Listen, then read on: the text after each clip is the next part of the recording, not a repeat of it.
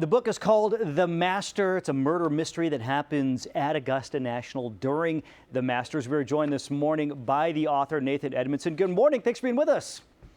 Morning, John. Thanks for having me. All right. So as a golf fan and, a person who holds Augusta National like in this a mythical idea in my head, this concept of the book is just a fascinating concept. I'm curious, though, how growing up in Augusta has informed your opinion or view of the club and how that then translated into the story. Sure. For myself, and I think for many Augustans, the tournament is a local tradition first. For us, it's a family tradition, then a local tradition. Then, of course, it's an international tradition. And it was my time sort of growing up and around at some point walking along the 12th, the concept for the book came up. And my intention certainly was to explore it with affection, to learn something about it, but also to make it thrilling and compelling, make it a thrilling and compelling read. I think you certainly accomplished that. Your past, your whole career is interesting because you've done a lot of work in graphic novels with a lot of titles people would know. This is a novel, a mystery novel. How, just in the mechanics of doing your work, how is a novel different from the story and the work you put into a graphic novel? Both, all formats certainly require the same principles of story. With comics and graphic novels, you have to work with more efficiency, more action-oriented. In writing prose and in writing in the tradition of novels, you can indulge in context. You get closer to the characters, you get closer to the setting, and I think all of those things bore certainly true, and it was the right format for this story.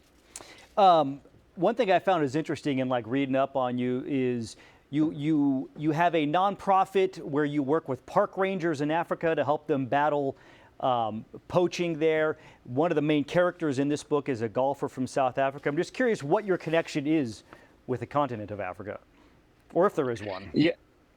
There was. I have, for about a decade, I did work in wildlife conservation around the continent, and some of that, and my experience working in trafficking, counter-trafficking, that is, come without spoiling too much, just as the tournament starts locally and is international, so does the mystery, the investigation into the mystery. The local detective starts with what purports to be a local crime, then it grows international. And the other half of the book follows Johnny Lombard, a fictional, there's appearances by lots of real golfers in the book, fictionalized, but Johnny is a South African virtuoso, and that carries from the tradition of South Africa's great contribution to the game. Sure. And so there are other elements of that come in, but I've worked everywhere from, the Red Sea to Cape Town, all over the continent in different ways, and that was a privilege. That's really cool.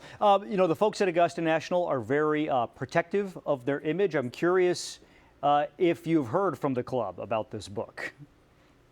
I have not directly, but again, I went through great efforts to be respectful. Sure. I